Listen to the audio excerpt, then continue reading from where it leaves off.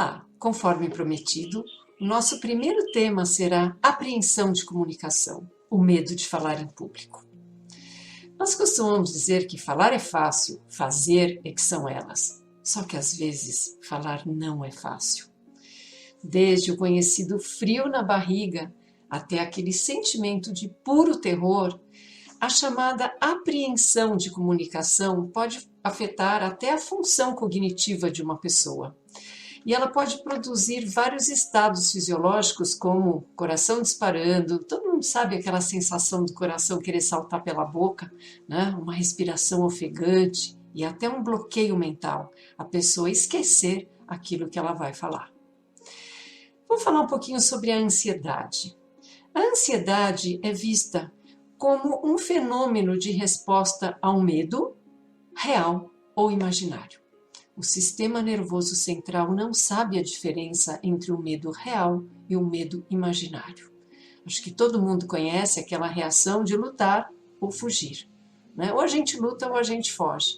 Mas às vezes o estresse é tão crônico que a gente não pode nem lutar nem fugir e a gente fica lá aterrorizado na frente de um auditório. A ansiedade apresenta três aspectos. O primeiro é o cognitivo, que seria aquele senso de desconforto que vem de percepções negativas. Será que eu vou conseguir? Ai, acho que não vai dar. Tem muita gente, todo mundo olhando para mim. Será que eu vou passar vergonha? Esse tipo de coisa. O segundo seria o fisiológico, que seriam as mudanças no batimento cardíaco, na respiração, na temperatura do corpo, etc. E o terceiro seria o comportamental, que seria aquela reação de lutar ou fugir. Ai, eu acho que eu não vou na aula, eu vou faltar. Fala você. Certo? Pessoas que têm problemas em falar em público deveriam entender que este é um problema muito comum e universal. E elas podem procurar ajuda. E o fonoaudiólogo é um profissional capacitado para ajudar essas pessoas que sofrem dessa apreensão de comunicação.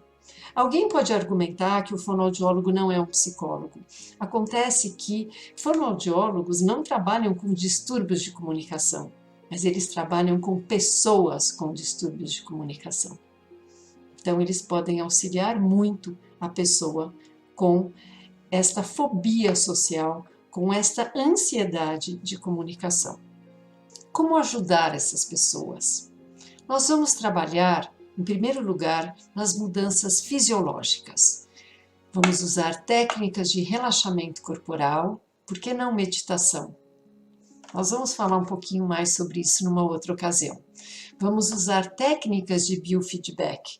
Nós vamos monitorando os níveis de tensão e estresse da pessoa.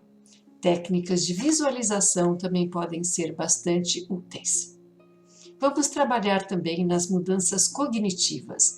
Vamos examinar esses pensamentos negativos de ansiedade, que normalmente são verbalizados como todo mundo reparando em mim, as pessoas percebendo que eu não paro de transpirar, não vou conseguir contar uma piada ou enfrentar um auditório. Então, mudanças nesses padrões de pensamento, ou talvez nessas crenças.